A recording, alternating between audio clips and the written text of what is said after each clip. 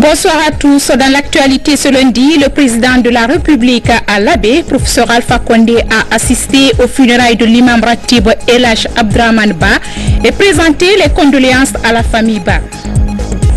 À Conakry, ce lundi, l'axe Bambeto Cimenterie paralysé, des barricades érigées sur la chaussée par des groupes de jeunes.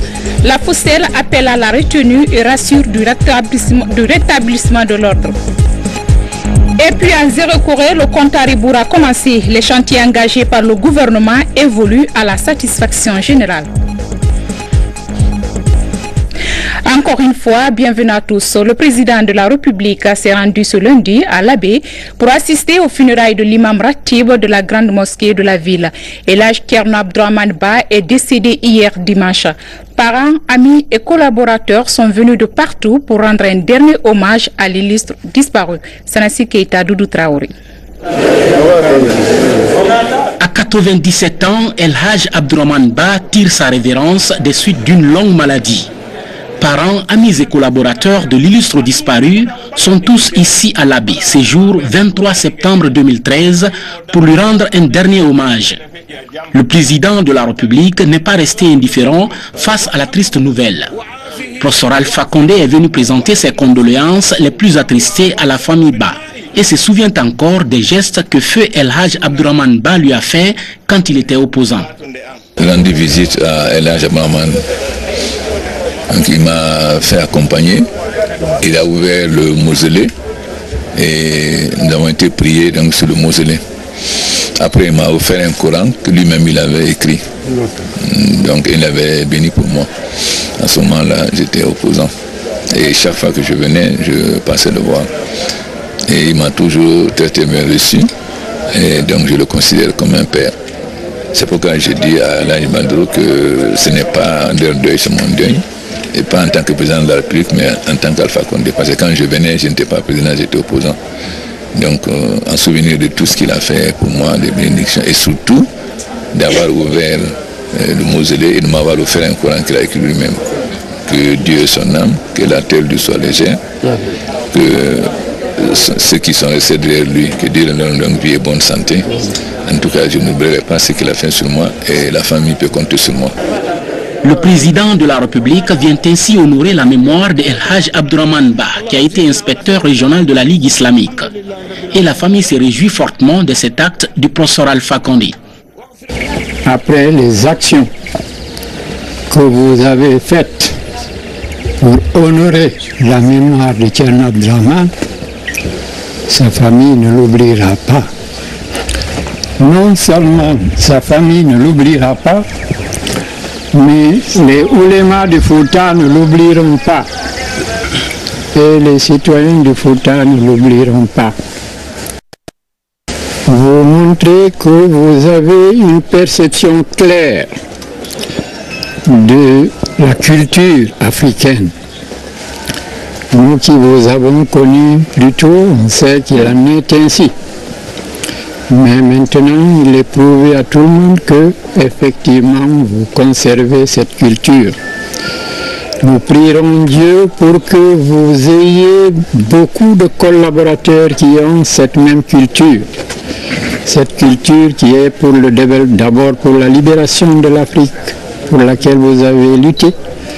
Ensuite, pour le développement de l'Afrique, pour lequel vous luttez actuellement et pour lequel vous pouvez compter sur la coopération franche et loyale de la famille de Kerno Abdraman et de la famille de Kerno Aliou Boubandia. Quand hier vous avez téléphoné à Ladji Badrou, que vous avez dit que ce décès c'est le décès de votre père, ça fait partie de la culture africaine. Toute personnalité qui a de l'envergure dans le domaine moral, comme ça a été le cas de Kerno Abdraman, cette personne est le père de tout le monde.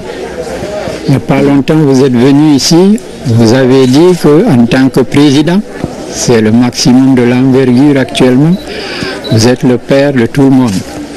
Mais vous avez ajouté, oui, il y a des gens plus âgés que moi ici. Il y a des gens qui sont plus sages que moi. ceux-là sont mon père. Et vous montrez que vous respectez votre père. Que Dieu vous bénisse pour respecter votre père. Amen. Que Dieu fasse que tous vos collaborateurs aient la même perception de l'avenir de ce pays. Un pays uni et divers, uni dans ses aspirations à la liberté, à la paix, à la fraternité et à la solidarité. Et divers dans ses langues, divers dans ses âges et divers en d'autres choses qu'il n'est pas besoin d'expliciter. Vous êtes venus chez vous, vous honorez la famille de Thierno Abdraman, que Dieu vous honore. Amen. Wassalam. Le grand imam de la mosquée Faisal a formulé des prières et bénédictions pour que Dieu, le Tout-Puissant, le Clément et Miséricordieux, accorde son paradis à El Haj Abdourahmane Ba, ancien vice-président de l'Académie islamique mondiale.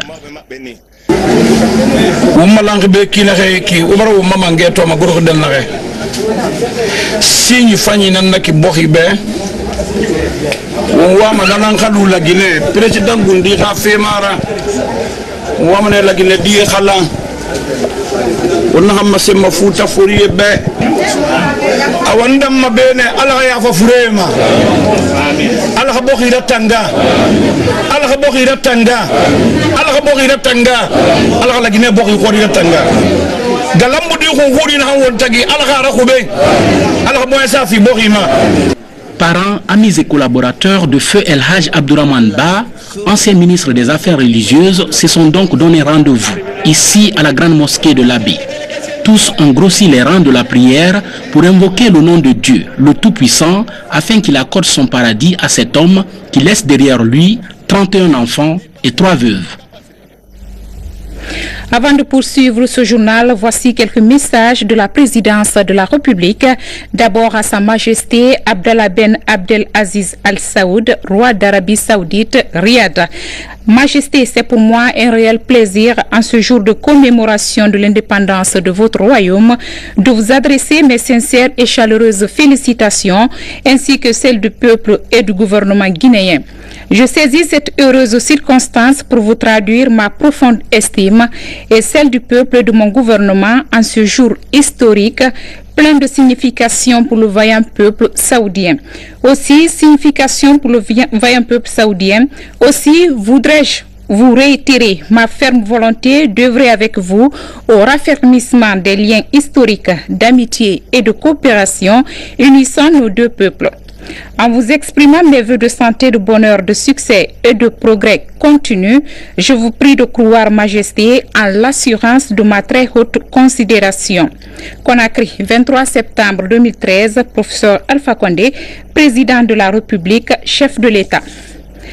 À présent, cet autre message à son Excellence M. Manuel Serifo Namadio, président par intérim de la République de Guinée-Bissau.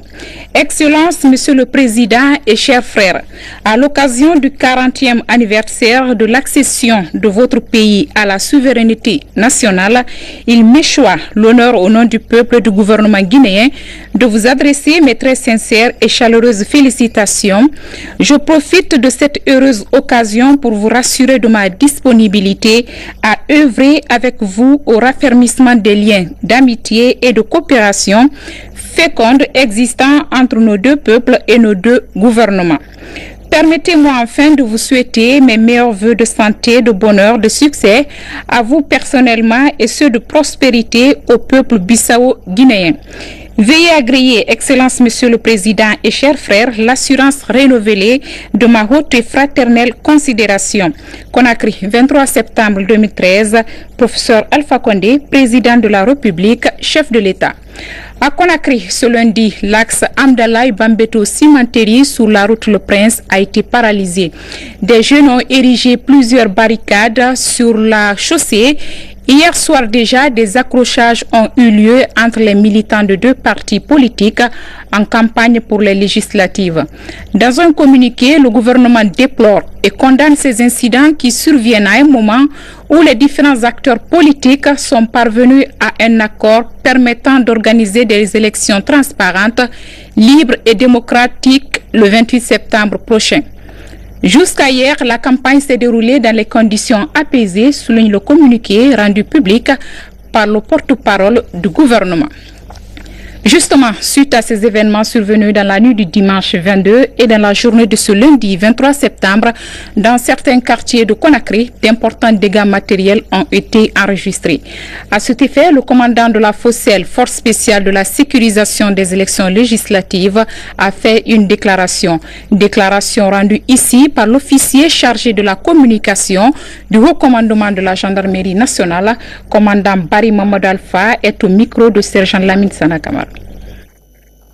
Des incidents isolés ont été observés depuis le dimanche 22 septembre 2013 dans certains endroits de la capitale lors des activités politiques au compte de la campagne électorale. Cependant, jusque-là, la campagne s'est déroulée dans des conditions apaisées. Il est déplorable qu'au moment où un consensus a été trouvé pour la tenue des élections, le samedi 28 septembre 2013, que des incidents regrettables soient signalés. Par ailleurs, il a été enregistré le dimanche 22 septembre 2013, aux environs de 21 h, la perte d'un gendarme par fusillade à la cimenterie et 9 autres blessés, dont 2 cas grièvement. Pour cette journée du lundi 23 septembre 2013, il a été constaté que dans bon nombre de lieux d'échauffement, des jeunes, notamment des mineurs, pourtant protégés par la loi, se livrent à des actes de vandalisme et de pillage. Ces jeunes doivent savoir que force doit toujours rester à la loi. En outre, il a été constaté par la cellule médicale pour cette journée 12 blessés, dont 3 graves, qui ont été pris en charge par la dite cellule.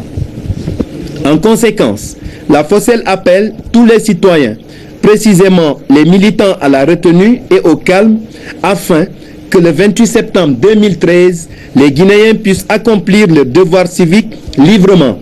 Par la même occasion, elle met en garde tous les fauteurs de troubles et rassure aussi les citoyens que ces forces sont déployées particulièrement sur les 5 communes de Conakry et dans toutes les régions administratives du pays.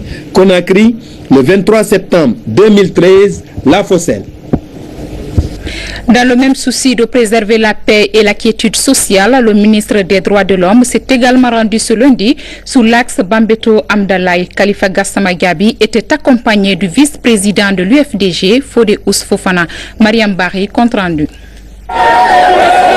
C'est un véritable marathonnier que le ministre des Droits de l'Homme et des Libertés publiques s'est rendu sur l'axe Koza Bambeto Hamdalaï. Khalifa Gassama Gabi tente de calmer les esprits des jeunes manifestants. Des troubles dans cette zone ont paralysé les activités ce lundi.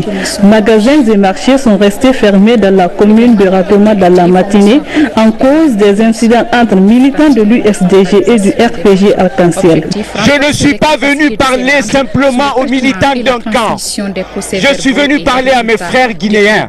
Je vous en supplie, comme on vous a transmis les messages, s'il vous plaît, arrêtons, cessons définitivement cela, qu'on le veuille ou non. Nous sommes une famille. Soit on vit ensemble, soit on crèvera ensemble. Moi, je souhaite qu'on vive ensemble. S'il vous plaît, je vous en supplie. Le travail formidable que vous avez fait tout à l'heure, continuez ainsi, vous serez fiers de ce que vous avez fait. Je vous en supplie, rentrez chez vous. Je vous remercie de nous avoir bien accueillis. Arrêtons la violence. On doit se battre dans le respect de la loi contre l'injustice. Et de ce point de vue-là, je suis avec vous. Merci. Vous avez vu la Guinée, comment elle se présente. L'image là n'est pas bien, ni pour vous, ni pour nous, ni pour personne. Si nous voulons être un pays, donner un exemple, on doit éviter ça. Chacun doit réfléchir en toute conscience pour dire que la Guinée là c'est pour nous tous. À Concasseur, les manifestations étaient en grand nombre dans les rues. Des blessés ont été enregistrés dans ce quartier. Ces manifestations ont lieu 48 heures après le report des élections législatives au 28 septembre, un nouveau rendez-vous que les électeurs guinéens ne souhaitent pas manquer cette fois-ci. Également dans l'actualité, la formation à Conakry des membres de commissions administratives de centralisation des votes. Objectif, renforcer les capacités de ces membres sous le traitement et la transmission des procès-verbaux et les résultats des bureaux de vote à la Cour suprême. C'est une action de AIFES Guinée en partenariat avec l'Union européenne et la CENI. Sekou Sissoko, Falilou Diallo.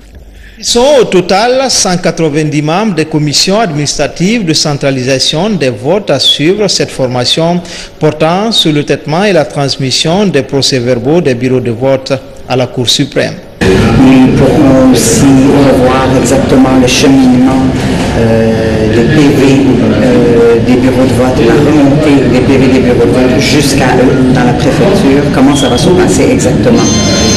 Comment aussi sécuriser le PV du bureau de vote. On va pouvoir, et on a du matériel de sécurisation, ils vont pouvoir voir les enveloppes sécurisées, etc. Pendant 2 jours, ces membres des CAC des votes débattent des thèmes comme le rôle et la responsabilité de tous les acteurs impliqués dans ce processus, d'où l'enjeu de cette formation.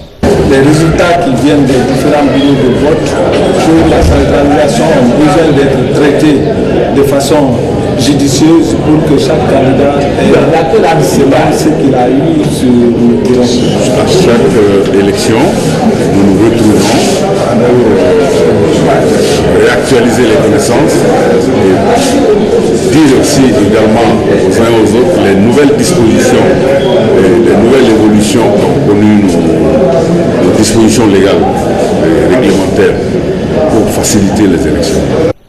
La commission administrative de centralisation des votes comprend 5 membres. Un président proposé par la Cour constitutionnelle, un vice-président proposé par l'administration, un rapporteur de la CENI et 2 assesseurs désignés par la mouvance et l'opposition. Le pont de Kabak dans la préfecture de Forcaria est désormais opérationnel. L'infrastructure vient d'être inaugurée par le Premier ministre, chef du gouvernement.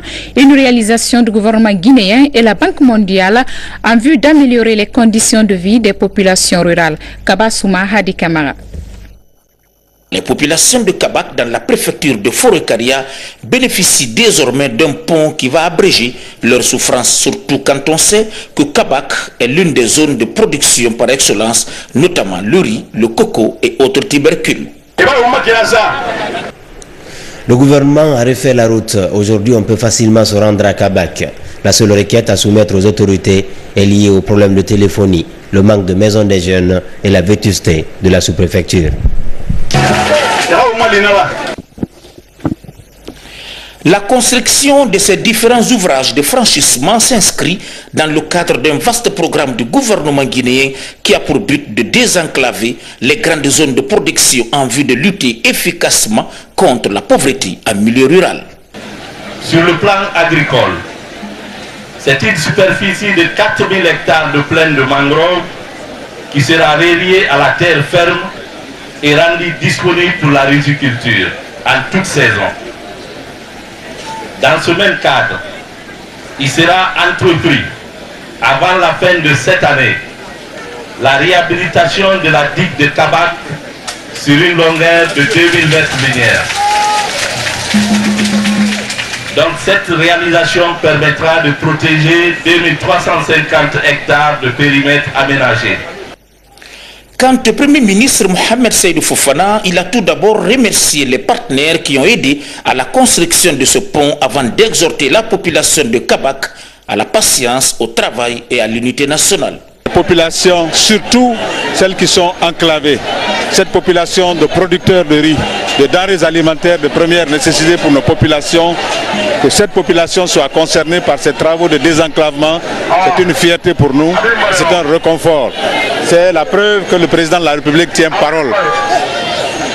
Kabak, en l'occurrence, est un grenier à riz, non seulement de la préfecture, mais il peut l'être pour l'ensemble du pays, comme partout où nous sommes passés. Construire un pont de cette taille et de cette nature, cette population qui est là depuis des siècles et des siècles, c'est vraiment un grand réconfort. Le désenclavement de toutes les zones de production du pays afin d'assurer la sécurité alimentaire est une préoccupation majeure pour le gouvernement Saïd Fofana. Et puis, ouverture à Conakry des travaux de restitution des études d'impact de la construction du barrage Fomi. L'initiative vise à réussir la transformation sociale des populations déplacées en vue de leur réinsertion socio-économique. Kerno Maroufba, Mohamed Alpha Baldé, reportage. Multiplie les efforts pour créer des pôles de développement à travers la construction de barrages hydroélectriques. Il a notamment initié la construction du barrage Fomi dans la préfecture de Kouroussa. La direction générale de ce projet envisage des études d'impact sur les communautés riveraines et le partage des recettes d'électricité avec les populations affectées. Une fois que les ouvrages sont donc projetés ou bien déjà construits, et cela, bien sûr, nous a amené à faire en sorte qu'un partage d'expérience sur ces questions soit quelque chose donc de primordial. Et bien sûr, pour le programme, pour le projet FOMI, qui est actuellement donc en développement, il faut qu'il tire le maximum d'expérience sur un certain nombre de chantiers. Selon les techniciens chargés de la construction du barrage, le projet affectera 120 000 personnes qui vivent des ressources du fleuve Nyandan. Pour ces populations, des dispositions sont prises pour leur réinsertion socio-économique. Si les documents en cours qui ont été validés par les populations riveraines de Fomi, si ces documents ici, j'allais dire, sont validés sur le plan national, ce qui est notre grand souhait, nous serons vraiment comblés. Il appartient donc au projet FOMI d'établir un document juridique fiable entre le gouvernement et les populations riveraines afin que chaque partie respecte ses engagements. Bientôt la célébration du 2 octobre à Zérekoré. La commission en charge de l'organisation de ces festivités est à pied d'œuvre pour la réussite de l'événement. Après donc la visite de terrain dans les préfectures de la zone forestière, la commission a fait un arrêt à la Banque centrale pour faire le point de la situation. Boubacar Ba pour plus d'informations.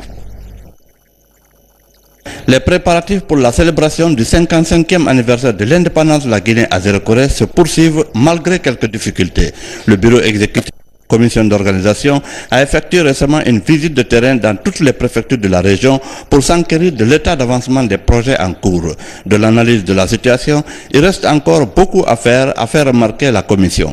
Sur le plan des infrastructures routières des préfectures concernées, il y a encore quelques réaménagements à faire. Par exemple, pour parcourir le tronçon qui lie Mamou à Farana, il faudrait 5 heures de temps en voiture. Mieux, à 10 jours de la date butoir, le budget de l'organisation n'est pas encore connu. On est parti dans toutes les préfectures de la Guinée forestière. Nous avons vu la faisabilité de réaliser la fête le 2 octobre dans chacune des préfectures, parce qu'au moins il y aura une infrastructure qui sera prête dans chacune des préfectures. Dans d'autres, il y a 2 ou 3 même. Donc on pourra envoyer des membres du gouvernement aller animer la fête du 2 octobre dans chacune des préfectures. C'est vrai que tout ne sera pas fini, mais on a au moins quelque chose pour que la population puisse organiser autour de ces infrastructures la fête du 2 octobre. Également sur le terrain à Zérekoré, la commission de suivi révèle que les chantiers initiés par le chef de l'État évoluent à la satisfaction générale. Des précisions avec Ibrahima Keïta. Tout comme à Bouquet, les infrastructures initiées dans le cadre des festivités du 2 octobre prochain ne seront pas disponibles à la date souhaitée, selon le programme de la commission de suivi des travaux. Mais qu'à cela ne tienne, et malgré la qualité des travaux, la mission qui vient de séjourner dans les préfectures concernées a déploré le retard accusé par endroits. Le travail est bien fait. Il est en train d'être bien fait. Mais le retard est énorme. Ce retard est dû au fait que il n'y a pas de route entre Youmou et Zérekoré. De Bila à Youmou, en passant par Lola, Zérekoré, Massanta, Gekedou jusqu'à Kissidougou, les entreprises multiplient les efforts pour être dans le délai et certaines rassurent. Nous avons travaillé en temps plein que pendant 3 mois. Mais malgré tout, nous vous rassurons quand même que nous serons dans le délai contractuel. Tout a été passé au pain fin par la mission pour se convaincre de la qualité des travaux. Dans cette optique, la mission a regretté le retard qu'elle qualifie d'injustifiable. Ce que nous avons constaté, c'est un chantier du 55e anniversaire en Guinée forestière, c'est que la plupart des retards sont dus aux entreprises. Si ce retard est criard sur plusieurs chantiers, d'autres par contre évoluent à la satisfaction de cette même mission. Le constat par endroit, il est satisfaisant. C'est que nous faisons l'amorce d'un programme à travers la vision de M. le Président de la République. On est en train de rattraper 40 ans de retard dans le domaine de réalisation des infrastructures de proximité. L'essentiel est de donner une autre image à nos villes en allant jusqu'au bout des initiatives, ce que la mission a promis au chef de l'État qui veille personnellement sur ces chantiers. Les acteurs du secteur de l'élevage se retrouvent à Conakry. C'est pour capitaliser les acquis négatifs et positifs du projet régional de gestion du bétail ruminant endémique en Guinée. La procédure consiste à mettre en place un document qui permettra à d'autres structures de s'inspirer des expériences déjà réussies. Abdoulaye Diallo, Sorbasila, compte rendu. Depuis la mise en exécution du projet en 2009, l'élevage a connu une progression dans le monde rural. Près de 8000 agro-éleveurs sont formés en technique d'élevage dans plus de 30 villages couverts par le projet. À cela s'ajoute l'amélioration de la gestion des ressources naturelles, la valorisation et la préservation de la race locale. L'exercice de capitalisation a été mené sur le terrain dans nos sites d'intervention. Par la suite, il y a eu des rapports sites, il y a eu des focus group où les éleveurs eux-mêmes ont identifié les points forts et les points faibles de plusieurs activités que nous avons amenées. Ces acquis se rapportent à la production animale, à l'amélioration de la productivité des aliments, à l'amélioration génétique et aux aspects de gestion des ressources naturelles. Il s'agit de capitaliser ces différents acquis pour donner un coup de pouce à l'élevage. Cela permettra aussi à d'autres structures de développement de s'inspirer de ces expériences. Le projet a été conçu comme un projet pilote expérimental mis en œuvre à petite échelle et ces résultats vont nous permettre d'amplifier à grande échelle. Il y a eu des expériences qui ont été engrangées dans les différents domaines que le projet avait érigé comme domaine prioritaire. Ces acquis seront partagés avec le Sénégal, la Gambie et le Mali, tous membres du projet. La démarche vise à tirer les conclusions et permettre la mise en place d'un document pertinent et innovant pour la pérennisation du projet régional de gestion durable du bétail ruminant endémique, PROGEB. La route du marché Avaria à Madina dans la commune de Matam en rénovation. Les travaux de réhabilitation déjà entamés sont financés par le gouvernement en collaboration avec la société brésilienne OAS. L'initiative est hautement appréciée par les populations riveraines. Abdul Aziz Baldi. Le marché Avaria est en phase de rénovation. Le gouvernement guinéen, à travers la société brésilienne OAS, a lancé les travaux d'entretien des routes depuis quelques jours déjà. La démarche vise à aider les usagers de circuler librement. Ce qu'on a proposé de faire pour le moment, c'est d'améliorer un peu la route pour améliorer un peu le transit des véhicules. Malheureusement, ce n'est pas une solution définitive, mais c'est ça qu'on peut faire pendant la période de pluie. Satisfaits de ce geste, les usagers et les citoyens de cette localité ont apprécié l'initiative. Certaines femmes du marché ont aussi souhaité que des dispositions soient prises pour curer les caniveaux. Ce que le président a fait nous va droit au cœur. La boue nous a fatigués, les clients et les voitures n'avaient même pas de passage. Quand il y a trop de pluie, ça provoque de la boue et les véhicules ne trouvent pas de passage. Donc, ils doivent aussi trouver des solutions pour les poubelles. Arrivée au pays depuis 2 ans, la société OAS a pour but de rénover les infrastructures routières en Guinée. Éducation à présent avec ce don de fournitures scolaires à l'État guinéen. Plus de 150 conteneurs, soit 20 millions de tissus scolaires pour les classes des cycles primaires et secondaires. C'est une œuvre des partenaires singapouriens. L'appui s'inscrit dans les préparatifs de la rentrée scolaire 2013-2014. Compte rendu Mamadi Gassama. Ce lot de fournitures est composé de tenues scolaires pour les classes des cycles primaires et secondaires. C'est un appui d'un partenaire singapourien à l'État guinéen, ce pour assurer une meilleure rentrée scolaire 2013-2014. Je suis ici pour supporter les activités du président de la République et pour pouvoir accompagner le peuple de Guinée dans les actions de tenue pour les enfants, pour qu'ils aient de meilleures tenues et de bonne qualité. L'opération de distribution va toucher tout le pays. À en croire les autorités de l'éducation préuniversitaire, les prix seront homologués sur toute l'étendue du territoire guinéen. Le tissu kaki sera vendu à 15 000 francs guinéens par mètre. Le tissu blanc pour le lycée sera vendu à 14 000 francs guinéens par mètre. Le tissu bleu pour le lycée sera vendu à 15 000 francs guinéens par mètre. Le tissu carolé bleu-blanc sera vendu à 7 000 francs par mètre sur toute l'étendue du territoire national. Le tissu carolé blanc-rouge sera vendu à 7 000 francs guinéens par mètre sur toute l'étendue du territoire national. Pour cette première expérience, plus de 150 conteneurs ont été livrés, soit 20 millions de mètres de tissu. Culture et beauté pour clore ce journal. Halimatou Diallo est la Miss 2013 de la ville de Conakry.